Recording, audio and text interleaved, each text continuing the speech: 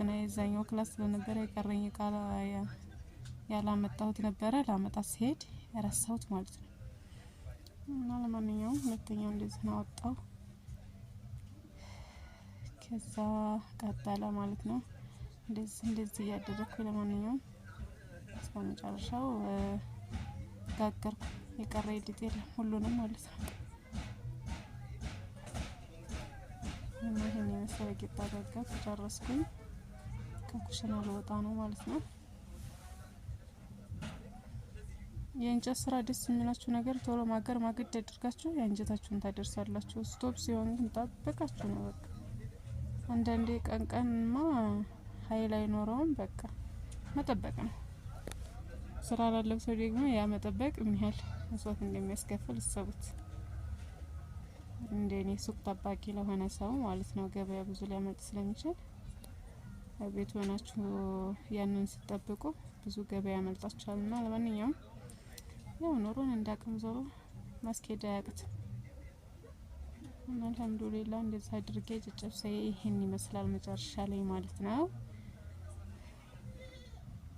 ይሄን የመሰለ ጨጨብሳ ጋገርኩኝ ማለት ነው አልሐምዱሊላህ። ከዛም በኋላ ወደ ሱቅ ይዤ መምጣት ነበረብኝ። ሌላም ሰው ነበረ ግን አጋጣሚ ያላገኘሁትም ትቶ ይሄዳል። እኔ እዛ ስር መጠመጥ ማለት ነው ስቆይበት። ከዛ ሻይ ማፍላት ጀመርኩኝ። እንደገና ደግሞ ያው ኩሽና ስንጠቀም የእንጨት እቃ ለብቻው ነው የሚሆነው፣ የስቶቭ እቃ ለብቻው ነው። ያው ጥቁር ስለሆነ በጥቁሩ ነው የምጥደው ማለት ነው። መጀመሪያውን ተበላሸ ስለሆነ እንደዚሁ እንደሆነ ነው የማስቀምጠው። ውስጡን ብቻ ነው የማጥበው እንጂ ጥላሸቱን አላጠራም። ምክንያቱም ሌላ ጊዜ መብራት ሲጠፋ ስለምጠቀምበት ማለት ነው። ሻይንም ማፈላው አሁን ወጣሁ ከቤት ማለት ነው። እየወጣሁ ነው አሁን እንደምታዩት ያስኩኝ በዘንቢሌ ምሳዬን እዚሁ ቁጭ ብዬ ገበያዬን እየጠበኩኝ ነው የምበላው አብሬ ማለት ነው። ቀጥታ ወደ ሱቄ መጣሁኝ